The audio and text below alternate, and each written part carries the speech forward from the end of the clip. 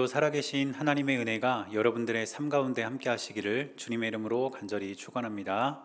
오늘은 대강절 말씀 기도의 둘째 날입니다. 오늘 우리에게 주시는 하나님의 말씀은 이사야 9장 1절에서 7절까지 말씀입니다. 제가 말씀을 봉독할 때에 여러분도 함께 말씀을 보시기 바랍니다. 전에 고통받던 자들에게는 흑암이 없으리로다. 옛적에는 여호와께서 스불론 땅과 납달리 땅이 멸시를 당하게 하셨더니 후에는 해변길과 요단 저쪽 이방인의 갈릴리를 영화롭게 하셨느니라.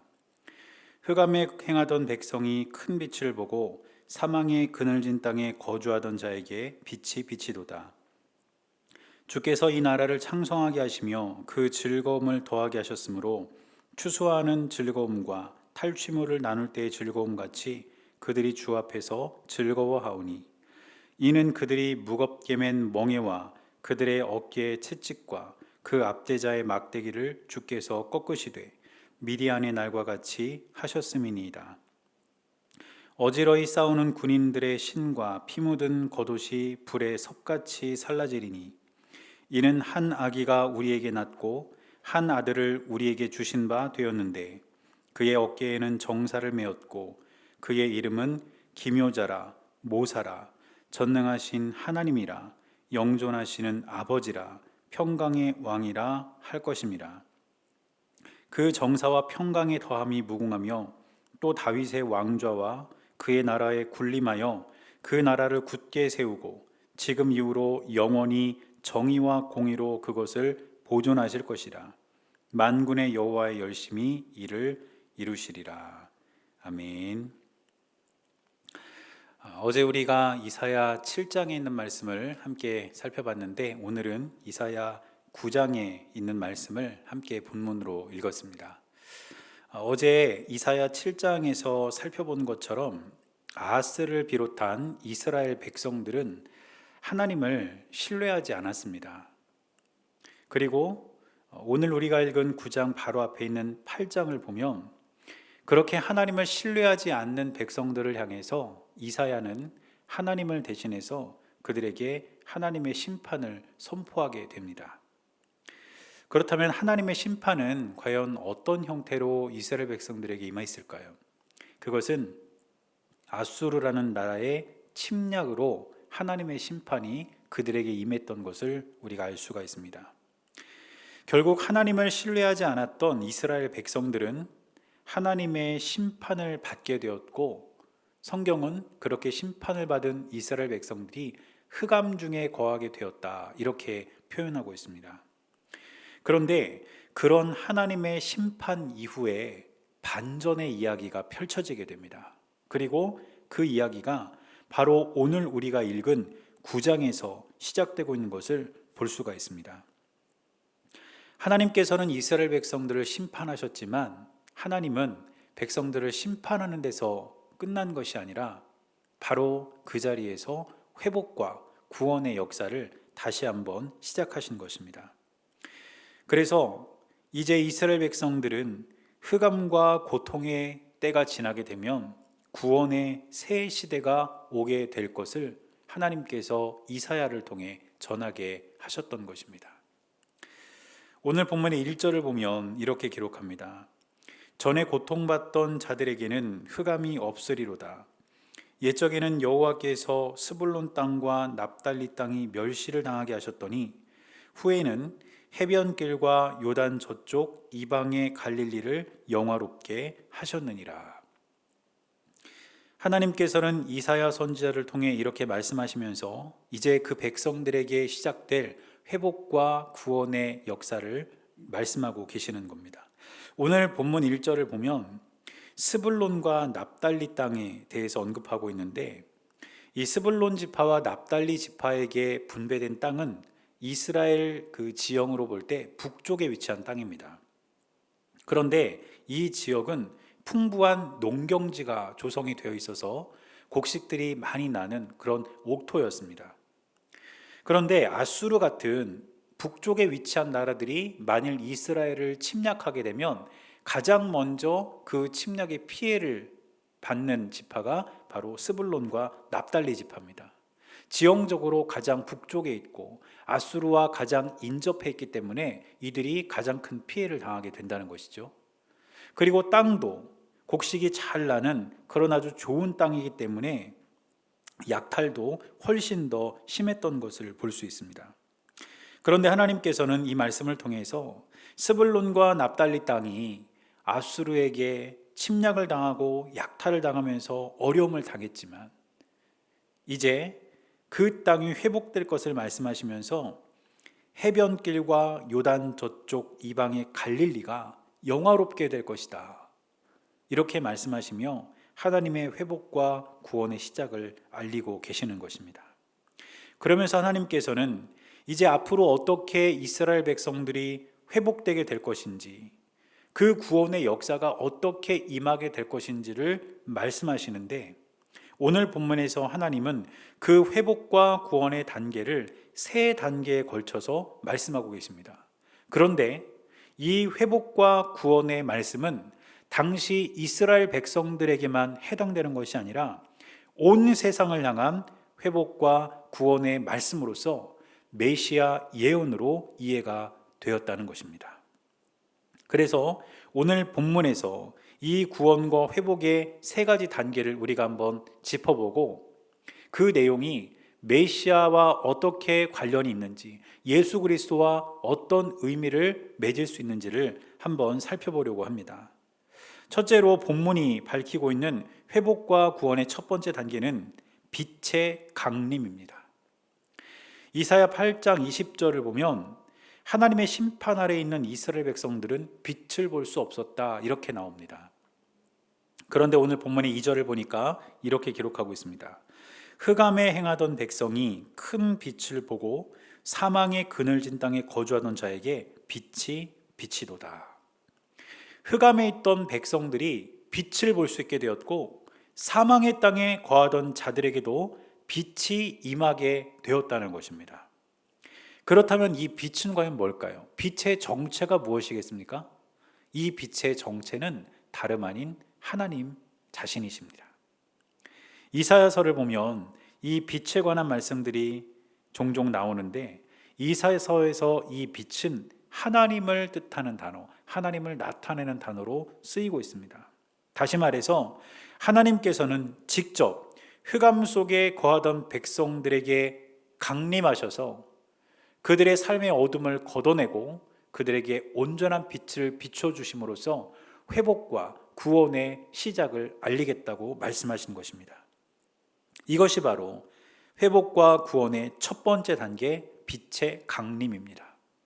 그렇다면 두 번째 단계는 무엇이냐면 대적의 멸망입니다. 그렇게 빛으로 강림하신 하나님께서 친히 이스라엘의 대적들을 물리쳐 주시겠다는 것이죠. 그래서 오늘 본문의 4절을 보면 이렇게 기록하고 있습니다. 이는 그들이 무겁게 맨 멍에와 그들의 어깨의 채찍과 그 압제자의 막대기를 주께서 꺾으시되 미디안의 날과 같이 하셨음이니이다. 지금 하나님께서는 이스라엘을 침략한 그 대적들을 꺾으실 것이다 라고 선포하고 있습니다. 이스라엘 백성들에게 빛으로 강림하신 하나님께서 그 백성들을 친히 꺾으심으로써 놀라운 승리를 안겨주실 것이라는 말입니다. 그리고 이 사실을 한 가지 역사적 사건에 비유하고 있는데, 오늘 본문을 보니까 미디안의 날, 이렇게 나옵니다. 여러분, 이 미디안의 날이 어떤 역사적 사건과 관련이 있을까요? 사사시대로 거슬러 올라가 보면 여러분들이 잘 알고 계시는 사사 기드온이 단 300명의 군사를 데리고 허다한 미디안 대군을 물리친 놀라운 사건이 기록되어 있습니다. 바로 이 미디안의 날은 그 기드온의 놀라운 승리를 가리키고 있는 말입니다. 하나님께서 이스라엘 백성들에게 강림하셔서 그 대적들을 친히 꺾으실 텐데, 그 놀라운 승리는 마치 기드온이 경험했던 그 승리와 같은 승리를 안겨주시겠다는 말씀입니다. 이것이 바로 하나님께서 이루시려는 회복과 구원의 두 번째 단계입니다. 그럼 마지막으로 세 번째 단계는 무엇일까요? 그 세 번째 단계는 영원한 왕국의 성취입니다. 이사야는 하나님께서 이스라엘의 대적들을 물리치시고 궁극적으로 영원한 하나님의 나라를 이루실 것이라고 선포하고 있습니다. 그리고 이 하나님의 나라는 한 아기, 한 아들로부터 시작될 것이라고 이야기를 하고 있는데, 오늘 6절을 보니까 이렇게 기록하고 있습니다. 이는 한 아기가 우리에게 낳고 한 아들을 우리에게 주신 바 되었는데 그의 어깨에는 정사를 메었고 그의 이름은 기묘자라 모사라 전능하신 하나님이라 영존하시는 아버지라 평강의 왕이라 할 것임이라. 하나님께서 이스라엘 백성들에게 놀라운 승리를 안겨주실 것입니다. 그리고 궁극적으로는 영원한 하나님의 나라를 성취하실 것인데, 그 영원한 나라를 성취할 한 아기, 한 사람이 이 땅에 오게 된다는 뜻입니다. 그리고 그 아기를 어떻게 일컬었냐면, 오늘 우리 본문을 보니까 기묘자라 모사라 이렇게 되어 있는데, 더 정확한 번역은 기묘한 모사 이렇게 말하는 게 더 맞습니다. 그리고 이 기묘한 모사라는 것은 무슨 뜻이냐면 놀라운 상담자 이런 뜻입니다. 또 하나님께서는 이 아들을 어떻게 일컬으셨습니까? 전능하신 하나님으로 불린다. 또 영존하시는 아버지, 즉 영원히 존재하시는 아버지다. 그리고 마지막으로는 평화의 왕이다. 바로 이렇게 일컬어질 한 아기가 앞으로 이 역사 가운데 나타나서 영원한 하나님의 나라를 완성시킬 것이다. 이렇게 말씀을 하신 것입니다. 결국 하나님께서는 이스라엘 백성들에게 빛으로 강림하셔서 그 대적들을 물리쳐 주시고, 그리고 궁극적으로는 그 땅에 영원한 하나님의 나라를 이루실 것이라고 말씀을 하신 것입니다. 그렇다면 이러한 역사적 사실, 이사야가 선포한 하나님의 이 말씀이 메시아 예언으로서는 어떤 의미를 가질까요? 먼저 우리가 기억해야 될 것은 하나님께서 빛으로 강림하셨다라는 이 사실 속에서 빛으로 오신 예수 그리스도를 우리가 떠올릴 수 있다는 것입니다. 빛으로 이스라엘 가운데 임하신 하나님께서 그들의 흑암을 몰아내셨습니다. 그런데 예수 그리스도께서도 이 땅에 빛으로 오셨음을 기억하시기를 바랍니다. 요한복음 8장 12절에 보니까 예수님께서 이렇게 말씀하셨습니다.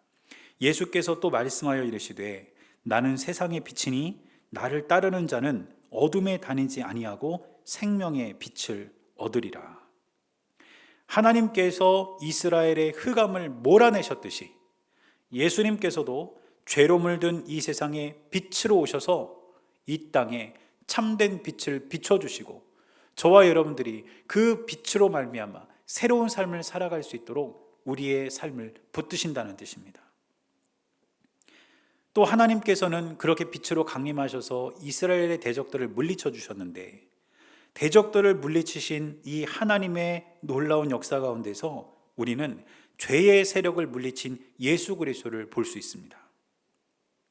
세상은 악이 지배하는 것 같아도 결국 궁극적인 승리는 예수 그리스도 메시아의 것임을 우리는 잊지 말아야 합니다. 그래서 고린도전서 15장 24절을 보면 이렇게 기록합니다. 그 후에는 마지막이니 그가 모든 통치와 모든 권세와 능력을 멸하시고 나라를 아버지 하나님께 바칠 때라.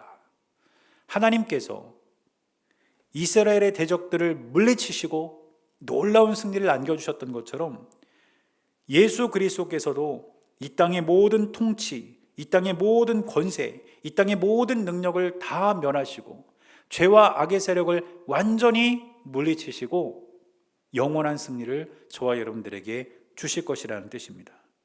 즉 메시아로 오신 예수 그리스도께서 이 땅의 죄와 악의 세력을 완벽하게 제압하신다는 그 사실을 저와 여러분들은 분명히 기억해야 될 줄 믿습니다. 그리고 하나님께서 이사야 선지자를 통해 말씀하신 영원한 왕국의 성취, 그리고 그 왕국을 이룰 한 아기에 관한 것은 어떻게 메시아 예언과 의미가 있겠습니까? 결국 이사야가 수천 년 전 선포한 이 아기, 영원한 하나님 나라를 완성할 그 사람은 바로 메시아이신 예수 그리스도가 아니겠습니까? 특히 예수님께서는 이 땅에 진정한 평강의 왕으로 오셔서 이 땅의 모든 사람들을 구원의 길로 이끌며 하나님의 뜻을 이루셨다는 것입니다. 그래서 저와 여러분들은 이 대강절을 지나면서 수천 년 전 예언되었고 2000년 전 이 땅에 오신 예수 그리스도를 우리 마음 가운데 받아들이며 그 예수님께서 열어놓으신 구원의 길을 우리가 신실하게 걸어가고 있는 것입니다. 사랑하는 여러분, 이처럼 하나님께서 이사야 선지자를 통해 이스라엘 백성들에게 주셨던 이 말씀, 빛으로 강림하시고 대적들을 물리치시고 영원한 하나님의 나라를 이루신 이 말씀은 바로 메시아로 이 땅에 오신 예수 그리스도를 통해 온전히 이루어졌다는 사실을 꼭 기억하시기를 바랍니다. 그리고 우리가 그 사실을 기억하면서 함께 기도하기를 원하는 것은 우리 역시 회복과 구원을 경험할 수 있게 해달라고 기도해야 될 것입니다. 하나님께서 이스라엘 백성들에게 회복과 구원을 경험하게 하셨듯 또 예수님께서 이 땅에 오셔서 수많은 사람들에게 가르침을 주시고 치유하시고 그들에게 구원의 길을 열어주셨듯 이제 우리에게도 회복과 구원이 필요하다면 하나님 그것을 우리도 경험하게 달라고 기도할 수 있게 되기를 바랍니다. 그리고 두 번째로 기도할 것은 우리 삶에 예수님께서 주시는 평화가 있기를 함께 기도하기를 원합니다. 우리가 살아가는 세상은 너무 분주합니다. 또 우리의 마음을 뒤흔드는 일들이 너무 많습니다. 그러나 평화의 왕으로 오신 예수 그리스도, 평강의 주로 이 땅에 오신 예수님을 우리가 우리 마음으로 모시고 살아갈 수 있다면 우리는 우리 삶에 예수님께서 주시는 평화가 있게 될 것입니다. 바로 이것을 위해서 우리가 오늘 이 시간 함께 기도하며 오늘 하루를 살아가는 저와 여러분들이 될 수 있기를 주님의 이름으로 간절히 축원합니다. 다 함께 기도하시겠습니다.